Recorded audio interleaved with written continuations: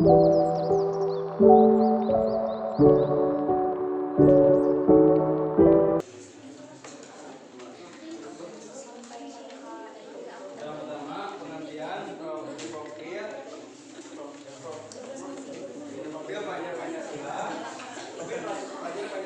merupakan sejumlah karakter dan kompetensi yang diraih oleh peserta didik yang didasarkan pada nilai-nilai luhur Pancasila.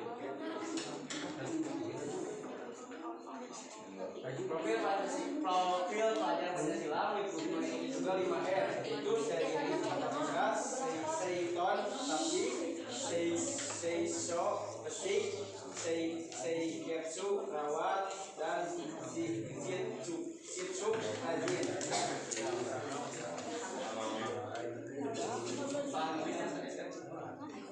Singkatan dari apa saja? 5R itu yang pertama itu ringkas, kegiatan menyiapkan barang-barang yang tidak diperlukan. Yang kedua, seiton, tapi segala sesuatu harus dilakukan sesuai porsinya.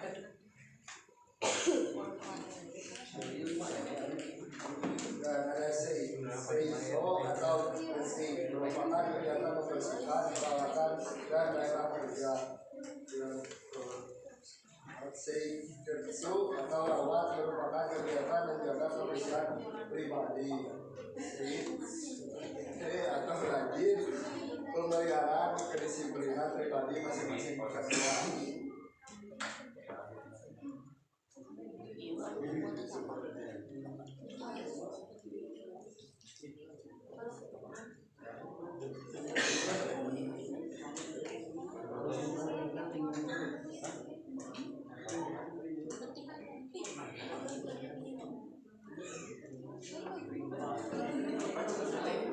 Di sini juga ada tentang pentingnya gaya hidup berkelanjutan dan praktek yaitu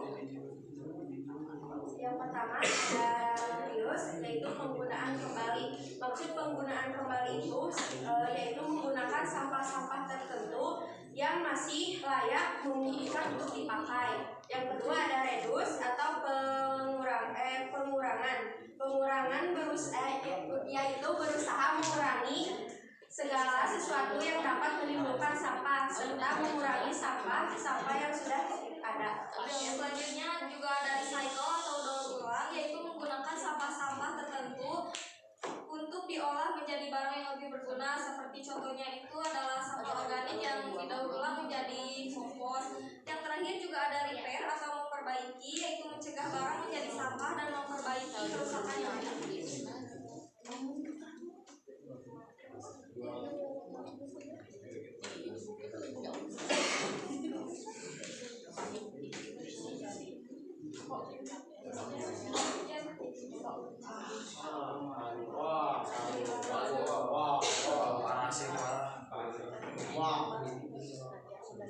Profil pelajar Pancasila menganalisis lingkungan sekolah dan lainnya, ruangan, lapangan yang sangat kotor.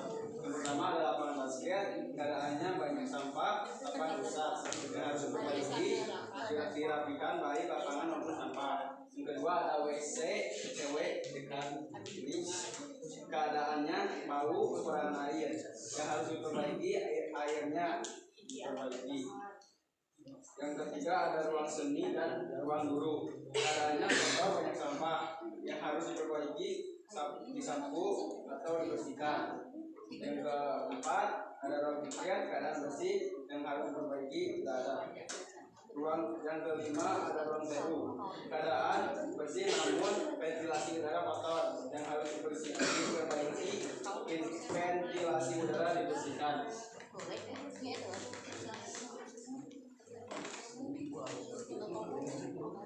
Yang kedua pada lapangan usaha, keadaan banyak sampah yang harus diperbaiki, disapu. Yang ketujuh WC perempuan kipas es, keadaan kotor, banyak yang rusak yang harus diperbaiki, segera diperbaiki.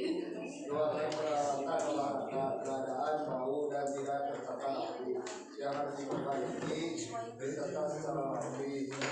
Yang kesembilan lapangan voli, keadaan kotor yang harus diperbaiki, dibersihkan. Yang ke-10 toksis, kendaraan yang bersih yang harus ditingkatkan lagi kebersihannya.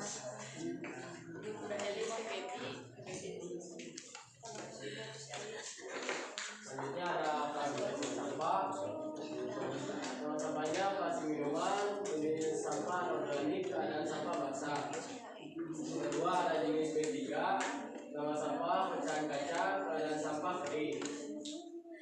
Selanjutnya ada jenis B3, nama sampah besi sisa, keadaan sampah kering. Jenis anorganik, nama sampah daun-daunan, keadaan sampah kering basah. Jenis organik, nama sampah styrofoam, keadaan sampah kering.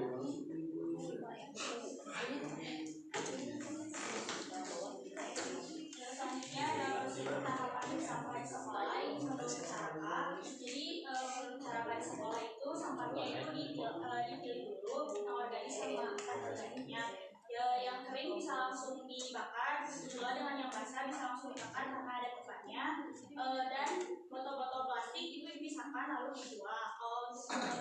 Kalau menurut kelompok kami, kan di sini pasti banyak sampah yang dari kantin kayak bekas minuman, kayak jajanan itu pokes, marimas atau yang lain-lain. Itu deh bisa dijadikan kayak botol terus dipaketin kayak di rumahnya Ridwan Kamil kayak gitu, dari dibakar juga gitu. Kalau menurut kelompok kami.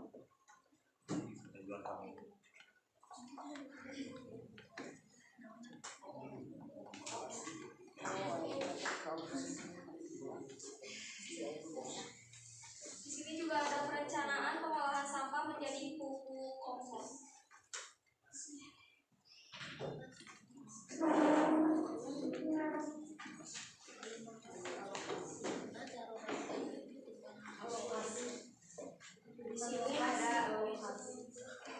Di sini ada alat dan bahan. Alatnya itu tong tertutup, pengaduk, gunting, dan karung. Dan bahannya itu sampah, yaitu dedaunan atau dan rumput.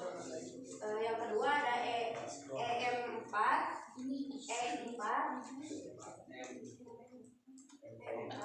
dan yang ketiga ada gula pasir, yang keempat ada air.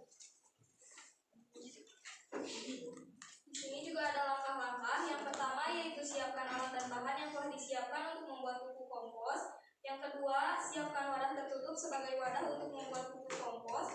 Yang ketiga, masukkan tanah ke dalam tong, lalu masukkan sampah, daun, dan rumput di atas tanah. Kemudian campurkan cairan EM4, gula, dan air dengan perbandingan EM4 3 tutup botol dengan 2 liter air, gula secukupnya sebagai bahan untuk mempercepat proses pembuatan pupuk. Yang kelima, tutup tong dengan rapat, jauhkan dari paparan sinar matahari dan air hujan agar pupuk kompos menjadi lembab dan tidak kering. Yang keenam, setelah 3 hari, aduk bahan yang ada di dalam tong menggunakan tongkat pengaduk. Lalu lakukan setiap 3 hari sekali. Selanjutnya, tunggu selama 1 sampai 3 bulan atau bisa juga 1. Yang pertama, bagaimana proses pembuatan pupuk kompos?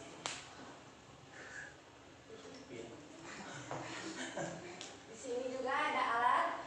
Alatnya itu gunting, celurit, karpet, sendok, ember. Bahannya sampah rumput dan daun, E4, gula 10 sendok, air 2 liter. Yang pertama di sini ada pagi hari mencari rumput dan daun di sekitar sekolah. Yang kedua, kemudian dikumpulkan di lapangan basket.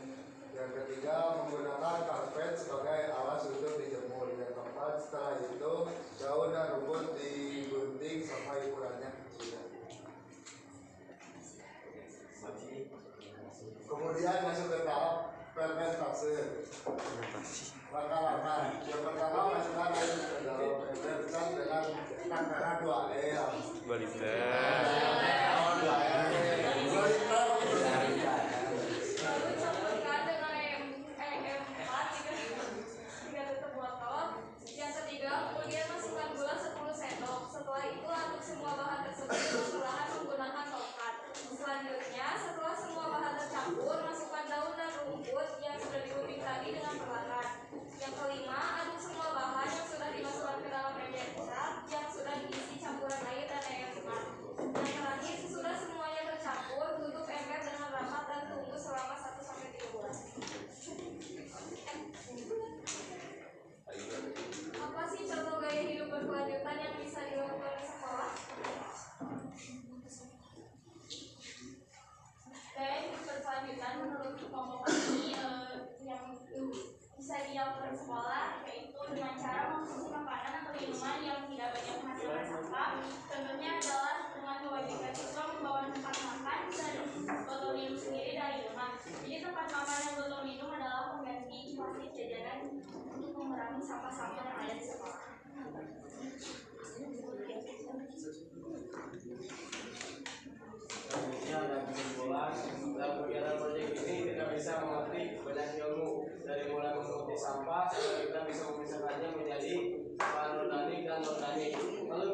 sampai mengolah sampah tersebut menjadi pupuk.